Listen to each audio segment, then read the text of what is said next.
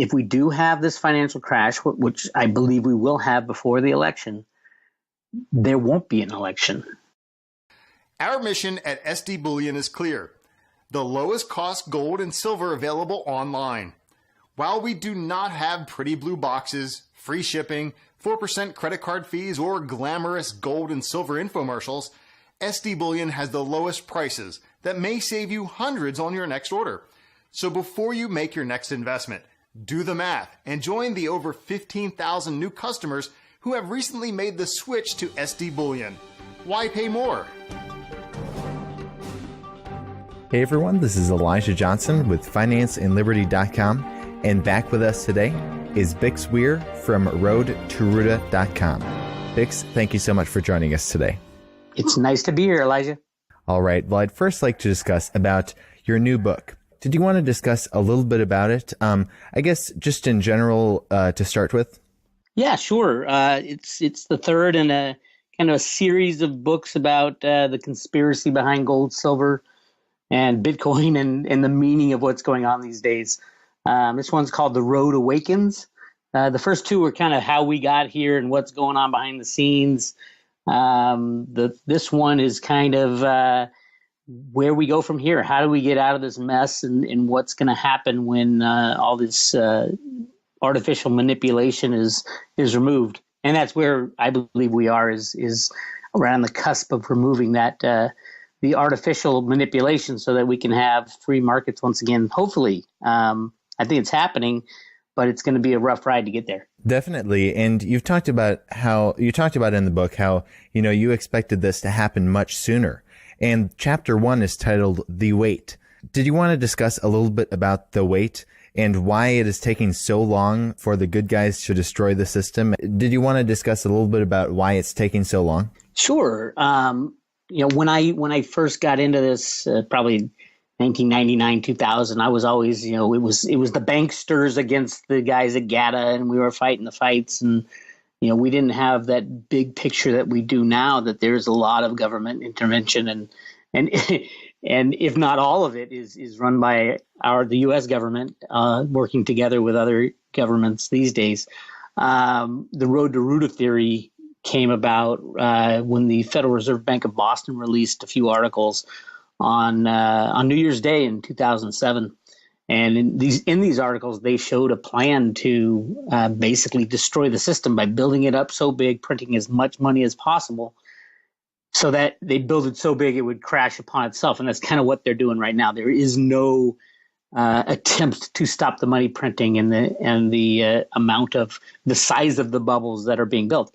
So in 2007, I came out and said, this is about to happen.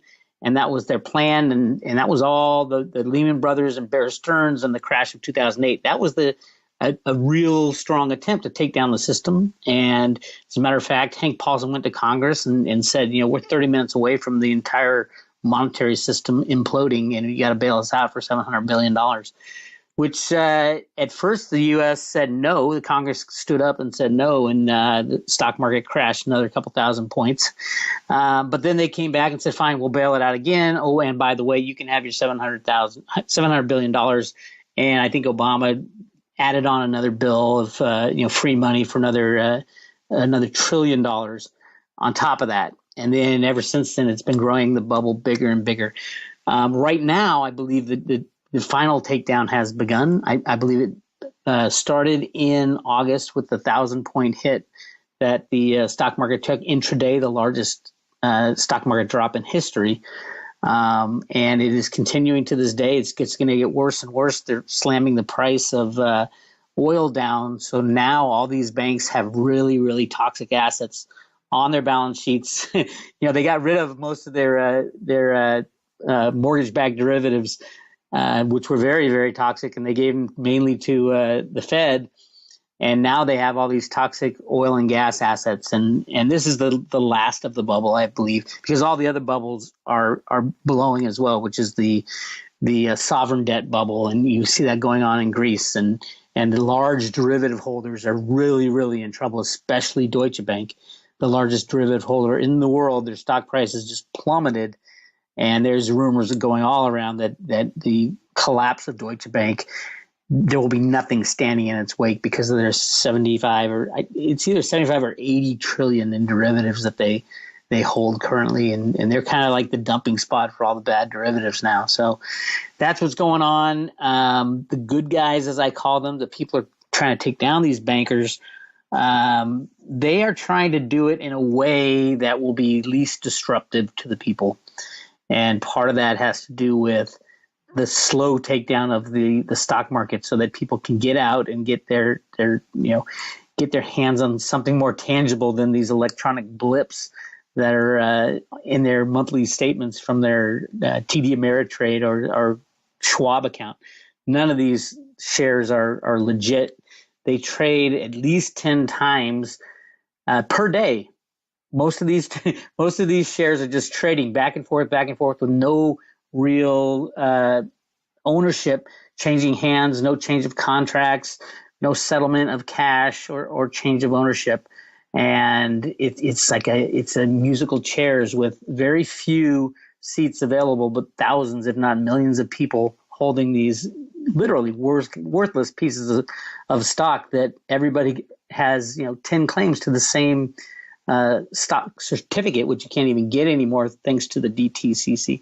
So it's a mess, and the only way that they're going to get out of it is to crash the whole system, and that's kind of what's going on with Deutsche Bank and the crash of the oil markets and things like that. So we're in for a really rough ride this year, and that's what the first chapter is about. And the book goes on to a lot of other subjects. Silver obviously is a big part of it, but Bitcoin as well, and other ways around the fiat money system. So you said that the good guys, as you call them, are trying to delay the transition and kind of have the collapse be a slow one so that people can get out of the stock market. But in the end, someone has to be holding the bag, right? Someone has to be the loser. And it seems like the little guy always loses. So who do you see this time to be the ones holding the bag? Well, I see anybody with a paper asset that they believe is wealth will be holding the bag, which is everybody. I mean, that's where the wealth of these rich and powerful comes from. Those are all electronic assets, and their stocks and their bonds and things like that. Yes, they have some gold and silver. Some of the smarter ones are getting more and more physical, which is good for them. And if you're smart enough to figure that out, you and I figured it out a long time ago. But there's more and more people that are looking towards getting their assets out of the electronic system. But if you have a failure of one of these too big to fail banks, and I use Deutsche Bank as the current example because they're probably the largest derivative holder, but there's nothing that will survive that. Not one electronic blip will survive the crashing of Deutsche Bank because there's so many counterparties to these derivatives. And everybody's hedging their position, and they'll tell you, well, no, this is a balanced position because I have a buy and a sell, I've got a short and a long, and everything kind of balances out. Well, that's true as long as the system's working properly. When you have a large holder of one of the other sides of that transaction, like Deutsche Bank going down, we saw it with AIG, which was much smaller than Deutsche Bank, but it almost took down the entire system. They had to throw tens of billions of dollars at each one of the banks just to prop them up. Imagine what would happen if Deutsche Bank goes down with 80 billion and then all their counterparties, the hedges that they've put on are all of a sudden worthless. That's kind of where we're getting to. So there will be winners and losers, but pretty much the winner will be the largest debtor nation, which is the United States. We have the most debt out of any country in the world, and everybody who has debt pretty much will be a winner because when electronic assets go, so do electronic debts. And banks can't, call in your house and say, well, we've lost all your checking and savings account, but we own your house and we're going to call your mortgage, even though you can't pay for your monthly payment. The people aren't going to stand for it. It'll hit a point where it's so ridiculous what they're asking for that the people will finally figure out that we do have the power to say no to these banksters. And that's kind of where it'll come. Is that will we bail out the banks again? They'll come to Congress and they'll scare you into saying you're going to lose everything that you own. Yes, we will lose everything that we own on the electronic side, but we'll lose something even more beneficial to us. We will lose all the electronic debt as well. So at that point, the plan is from the Federal Reserve Bank themselves is to reallocate money according to Social Security balances. And it's the fairest way. That way, the people, this is just in the United States, every other country, a lot of them already have plans in place. But just in the U.S., that is the plan, is to look at the Social Security balances. That's kind of how much you've paid into the system so far in your working life within the United States, and then allocate money partially according to that. So, yes, the rich people will get more money if they paid more into Social Security. And this would be a different kind of money. It won't be the Federal Reserve notes. It'll be a treasury note or even a gold or silver backed note, or more than likely, there will be a convertible gold and silver note, meaning you can go to a bank and convert it 1-to-1 for the amount of gold or silver that's on the face of that bill. And that's what the Federal Reserve publications that came out in 2007, that's what they said. There's pictures of a kid cashing in gold coins at a bank for paper money. Things like that. And the booklet, the Road to Ruta instruction guide, it's called, it talks about all this stuff. It talks about the need for a gold backing of a currency because of scarcity. And all these books are all about scarcity. And any country that's given the power to print as much fiat money as they want have always printed too much and always destroyed their own currency. The same thing happened with us in 1971 when we went off the gold standard. And it's just the control of the commodity prices through the computer rigging is the only thing that's maintained this game for so long. But now the U.S. is ready to end it. And so are a lot of countries, China, Russia. Everybody's just waiting for that final moment to say, finally, the banking cabal is gone and we can get on with some kind of sanity in the world. Now, in your book, you also discuss, besides there being these good guys, as you call them, there's also bad guys. Did you want to discuss a little bit about this? And you also discuss about some of their secret plans for 2016. Did you want to get into some of those? Yeah, sure. And it's really interesting. For those of listeners who are into the conspiracy stuff and saw the 2015 Economist magazine cover with the arrows in the ground by the Cheshire Cat and the picture in the Louvre and the soccer ball, everything related to that terrorist attack in France, with the dates on the arrow, on the end of the arrows, stuff like that is, yes, it was foreshadowed and everybody was looking for what could it be? And that was a huge kind of aha moment for people to say, this Economist magazine, which is owned by the Rothschild family, they knew ahead of time. And a lot of people saying they actually pulled it off and they're the ones who did it. Is it a false flag? Is it a real flag? There's another camp, which I'm kind of learning more about, is the camp that has these situations where people can predict the future more than we know.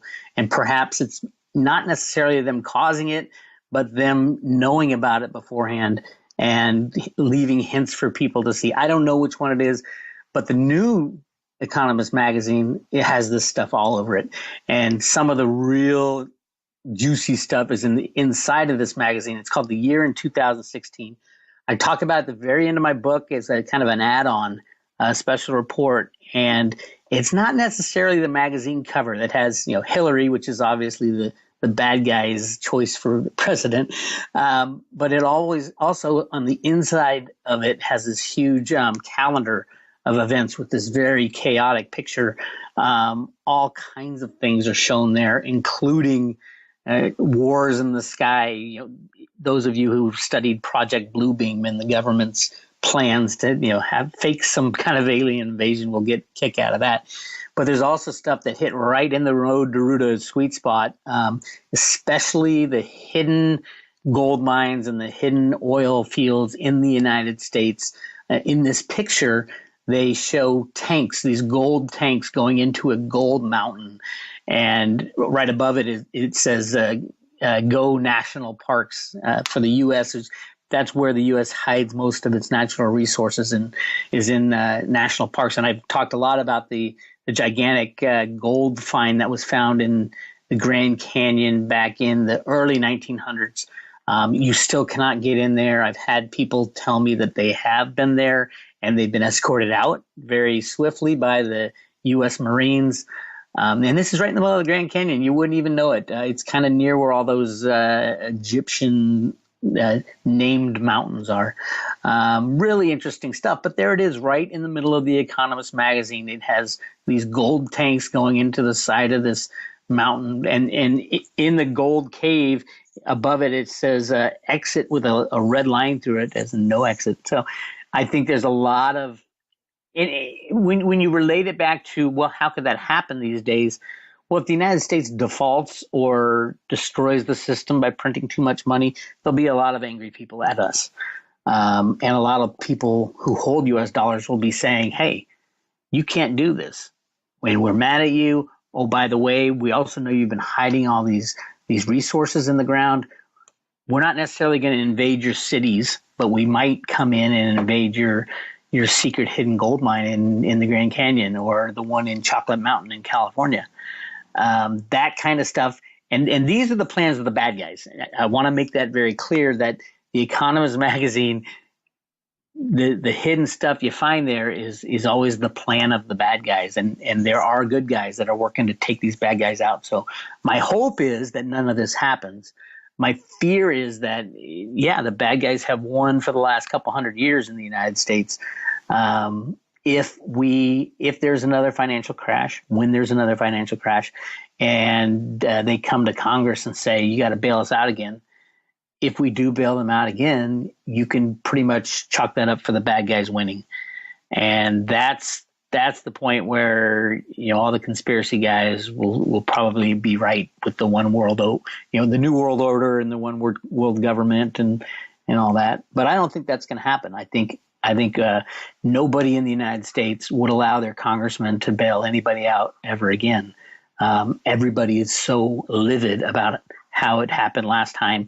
And you notice there's all these movies coming out right now about what happened, like The Big Short, and there's a couple other movies that truthfully they're put there for a reason, and that's to get everybody's anger up, so that when the time comes for the people of the United States to stand up and say no more, we will have the backbone to do it. Now, you mentioned how you mentioned the 2016 election, how Hillary is the candidate for the bad guys. Did you want to discuss a little bit about this? Because I've heard a lot of people predicting the outcome of the 2016 election. It seems that it's going to be a pretty big win for Hillary Clinton. What do you see happening? I guess you see it differently? I do. I mean, obviously, Hillary is the one that the controllers want in there. That is clear to me. And truthfully, if the good guys get their way, they're gonna bring charges against Hillary at some point. And when that happens, they have tons of proof that she's done so many horrible things, completely illegal, completely against the law.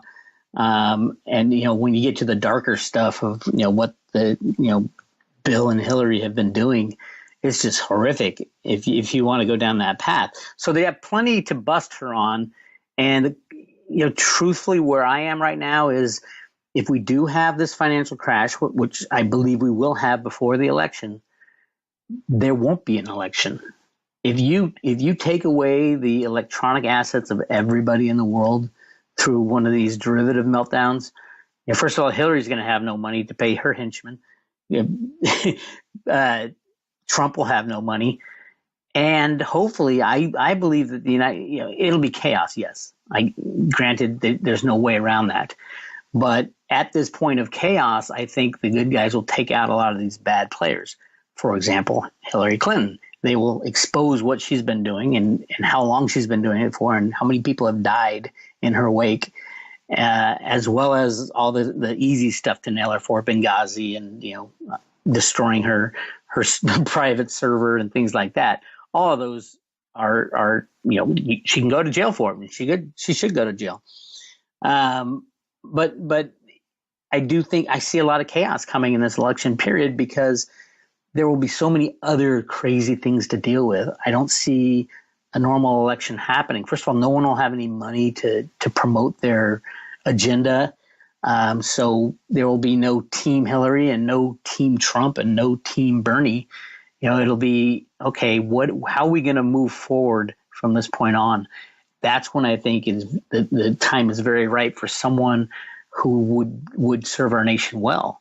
Somebody who was smart and trustworthy would be demanded by the people this time. I mean, I really do think that if we can get out of this debt paradigm and get these people off our back and actually try them for their crimes, that, yeah, we could have. There are great people in the United States that could stand up and take control of our country and lead us in a proper way, and truth and justice for all.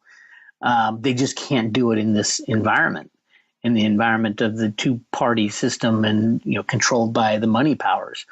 But you crash the monetary system, and that two-party system is gone, and we really do have. I mean, can you imagine how many people would be jumping up and down saying, we want someone who's not going to lie to us anymore. We want someone who's going to be an upstanding citizen. Raise your hand if you're out there, because we need you now. And I do think there are many people who could come forward to take key positions in the U.S. government, if not as president and leading the government as a transition type of government until we get through this messy part about transitioning the monetary system. So if you're saying that the collapse is going to be so bad that the 2016 election won't even happen, how do you see that society would even function? I mean, if it's gonna get that bad where they'd actually cancel the election or they wouldn't be able to do it, how is anybody going to get organized enough in order to become president? I just don't see how that could happen. Well, and you're right, and I mean, if you look at the monetary system, and that's why the banks have been bailed out every time, is they've got us in the situation where we are so dependent on the current fiat monetary system as the kind of the blood of the nation. That's what's going to end. So I don't know if people will even care about who's president, because the federal government won't have much power at all. It'll come down to local governments and local people trying to take care of themselves and get back on track. And there will be a chaotic transition time.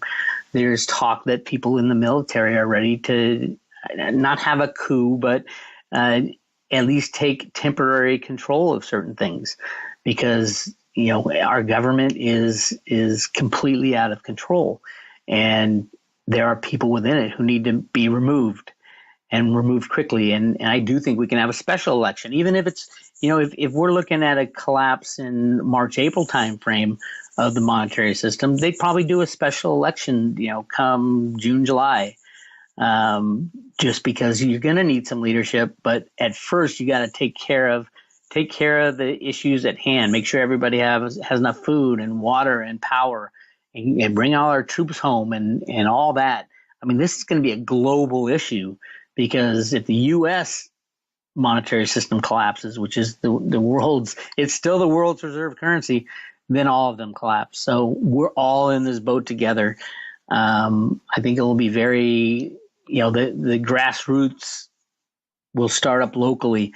And I think that's why they're trying to get guns in everybody's hands these days, is that you don't have just a few people with guns. You've got everybody with a gun, and everybody with a gun is, believe it or not, is actually more control than just a few crazies with a gun. So I think, a lot of the false flags and, the gun threats to take away your guns and take away your ammo, you notice that no bills are ever passed to do that.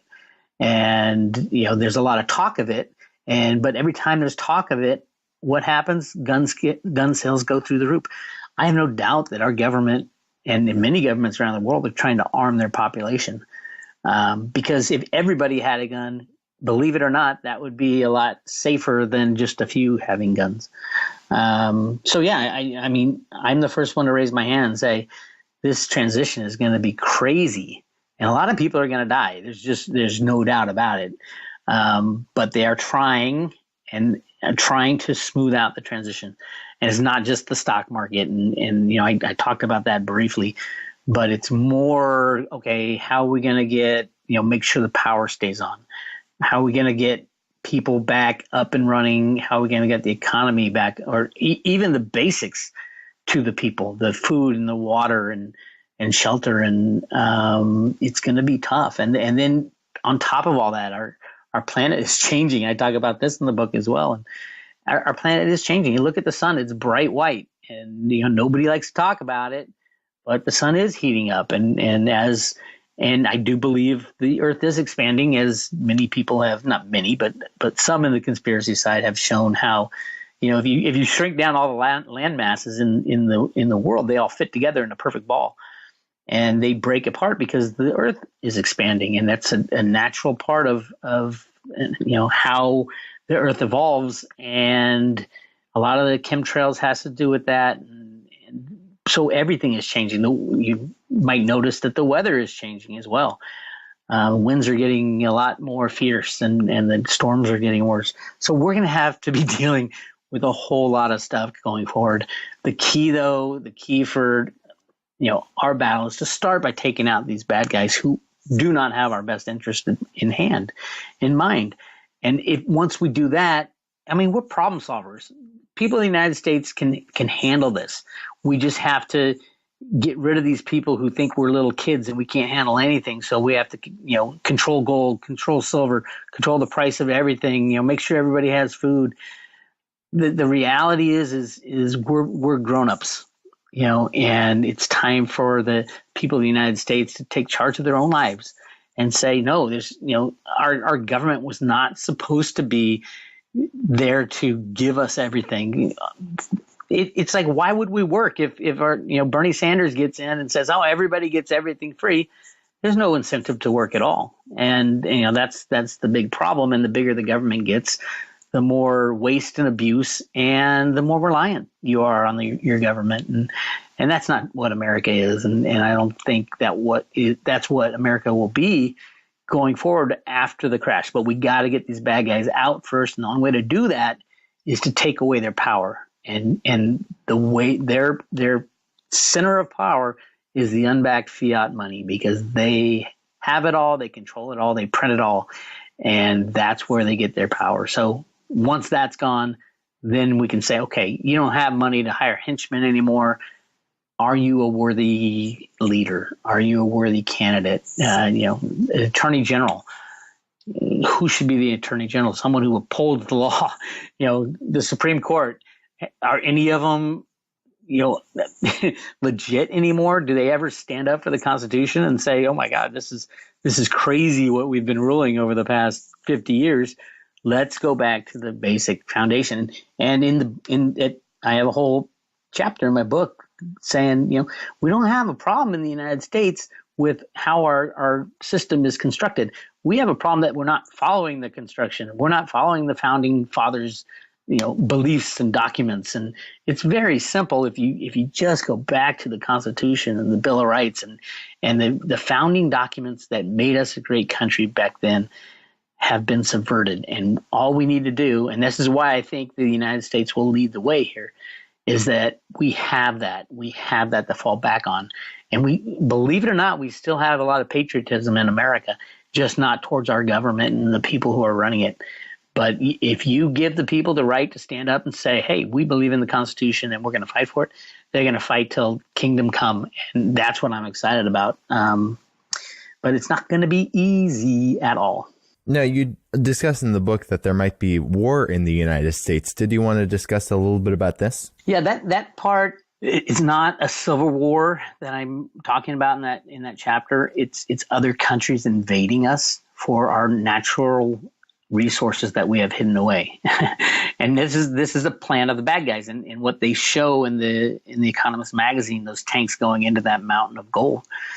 That's the kind of stuff that the bad guys want. If they're still in charge, they're going to get, Russia and China and anybody who holds the US dollar to say, hey, you guys screwed with us and you're giving us nothing in return. We're going to go into your country and we're going to take your gold. We're going to take your silver. We're going to take over your oil fields. And, because your government is defunct now that you can't print your money like it's going out of style, you've, basically arrested all your bad leaders. We're going to come in and we're going to take over. That's what the bad guys want. And I don't think that's going to happen, but it's a possibility if we don't stand up and say no more bailouts. And that's the key. We just got to say no, because they're going to come to Congress and they're going to say we need a bailout, and it's up to us now. And if we don't say no, you're looking at the New World Order, kicking in really quickly. So did you want to describe a little bit about what you see that looking like if the good guys don't win and you say, the New World Order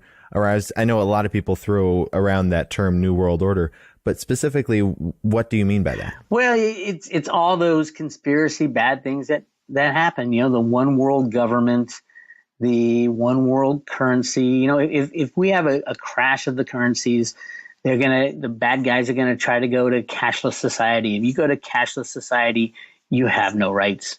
You are tracked every time you buy a piece of bubble gum. They're gonna track you, and they're gonna control you, and they're gonna watch you. And anytime you step out of line, they're gonna jump in. Or if they don't like you, if you disagree with them, they'll cut you off. All they have to do is remove your PIN number with a click of a mouse, and that's the kind of thing that they want. It'll be martial law. Now, martial law is an interesting thing, because I think even if the good guys are in charge after the crash, there's going to be a time when we might even need martial law with the good guys running it. We need someone to arrest the bad guys, is my take on the martial law. But it will be a void of leadership, and we will need there. But the good thing is, here's the good thing. And I've talked about this a lot because it's what all the publications from the Federal Reserve Bank of Boston are saying, is that we've been planning this since the 1960s. This is not a new thing. This transition has been held off for so long, and it's always been the plan they call it the golden age, to get into that golden age where we literally use gold again as money. Gold didn't fail as a form of money. It was the abuse of the gold standard that failed. So that there's been a plan on how to do it. And, a lot of people have, supposedly seen this plan, or one of many plans, but it has to do with taking out those people who control us, and mainly from the banking powers. And when you do that, you remove their power. It's not like they're, some Arnold Schwarzenegger, great strong person going to beat us up. They get their power from the control of money, and their people. The minute their mercenaries don't get paid, they don't work for them anymore. There's no love there. It's a payment situation. So that's kind of hopefully these good guys that I keep talking about that publish the stuff in the Federal Reserve, and you can see it also. I mean, it's written right on the $100 bill that the citizens reserve the right to overthrow their government when it gets out of control. They didn't write that in gold on the $100 bill for nothing. That's the plan. So yeah, I think no doubt it'll be crazy, but I believe cooler heads will prevail for the most part. I do recommend people stocking up on some food and water to get you through, weeks or months if you need it. If not for survival, at least for, not having to wait in line for your dinner every day. So yeah, that's kind of what I see happening, and you can see it every day in the markets. Keep an eye on companies like Glencore and Trafigura, who are the gold and silver riggers, on the physical side, and the LBMA coming out with their phony numbers so everybody could see it. That was done on purpose. They need to shut that exchange down because people are starting to say, well, I want physical, and supposedly you're supposed to be the place to get physical, and according to the LBMA, over 100 billion ounces trades every year of physical silver. Which is crazy. That number is so ridiculous. But hey, it's what the COMEX, when the CFTC did their 3 investigations on silver manipulation, that was their conclusion. It can't be manipulated because it matches the LBMA, and the LBMA is a physical market. That was their conclusion. Now what are they going to say? Now that the LBMA is seen for the corrupt institution that it is, there is no excuse for the manipulation. So that it's kind of all breaking down. I expect to see the LBMA and the COMEX shut down, hopefully April, May timeframe, but at least by September. And China, the Shanghai Silver Exchange, I believe, is opening up in April just on time. So it's kind of being coordinated by everybody who knows what's going on at the top. But, we'll find out, right? Now, before we let you go, I just wanted to touch on one last subject. You also discuss in your book the future of silver. Did you want to expand a little bit on what will we be using silver for in the future after the crash, and how much do you see it being worth? You want me to give away all the good, juicy parts of the book? No, I'm glad to do that. I've said it a million times. There are certain uses for silver. Like right now, it's mainly used as an industrial metal. When the fiat monetary system crashes, the most likely candidate for money is gold and silver coin. You don't have to rewrite the Constitution for it. It's all right there. It's easy to go back to.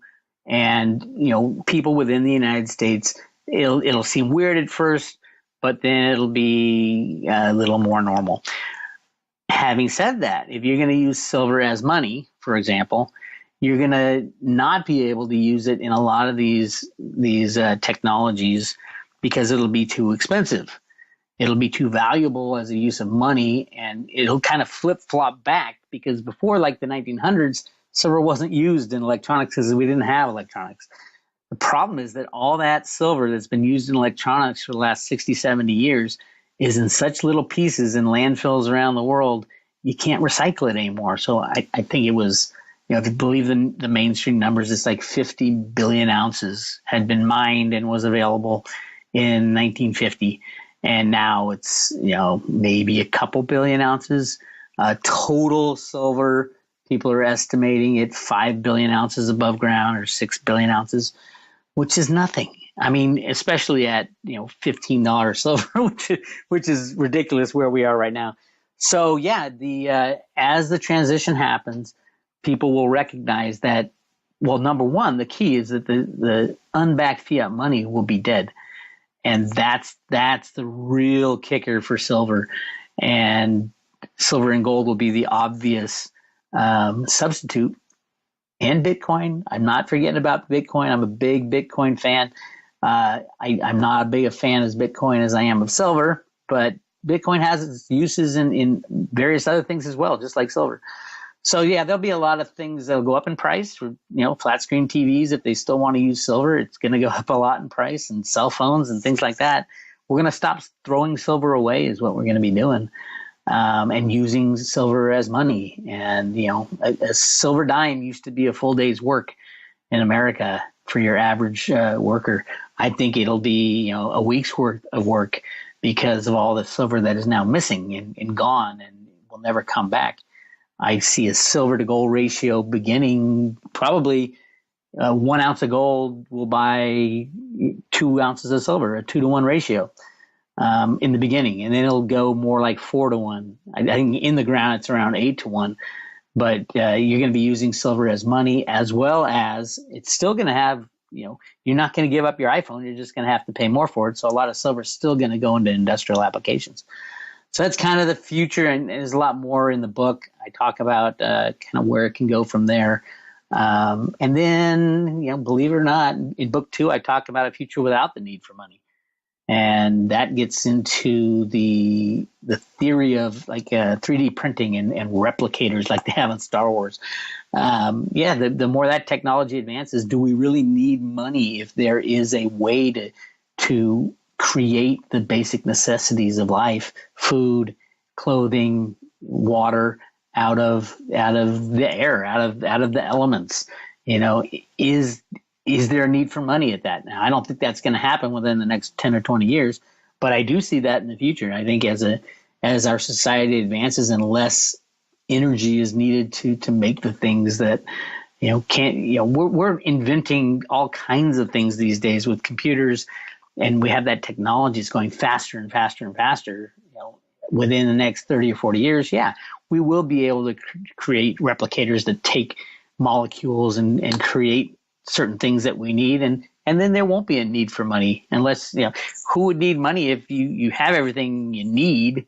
We can spend our time doing different things that we like to do and following our dreams instead of following, making a living for the man type of thing. So that gets into that. That's kind of the far out stuff I talked about in the book. And it's really interesting stuff. If you sit and think about it, the world is changing so fast with computers. I remember my first cell phone was like in 1990. And I was ahead of the time, and it was huge. Electronic money has only been around since the mid 70s. People don't realize that, this is a brand new world we live in, and it's going to change. It can go away in a blink of an eye, and it can change in a blink of an eye, and you just got to be able to go with it.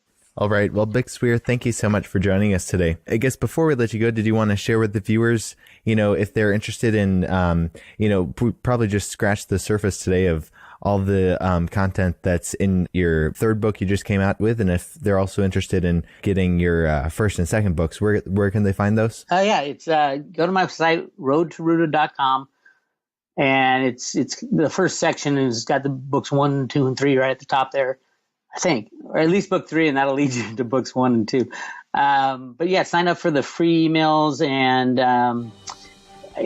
be excited about our future, because it's definitely going to change very soon, and you got to be prepared for at least have an inkling of what's coming down the road. All right. Once again, thank you so much for your time. You're welcome, Elijah. It's a good time. This video was brought to you in part by ReluctantPreppers.com. Click here to watch Reluctant Prepper's latest interview with Glenda Lehman Irvin. For over 60 years, off-grid living suppliers Lehman's Hardware has been helping people who want to live a simpler life. A true pioneer as preparedness and self-sufficiency outfitters, Lehman's has been around since before prepping was even called prepping. Glenda Lehman Irvin, Vice President and Head of Marketing, joins Reluctant Preppers to answer the common question, what should I do first to get started prepping? Lehman's expert staff help each person consider their individual situation to find their own simple answer to this challenge. A heartwarming dose of experience, wisdom, and positivity, this interview restores preparedness to its family-centered place on the journey to simple living, which will leave you glad you listened in and wanting to share this interview with loved ones.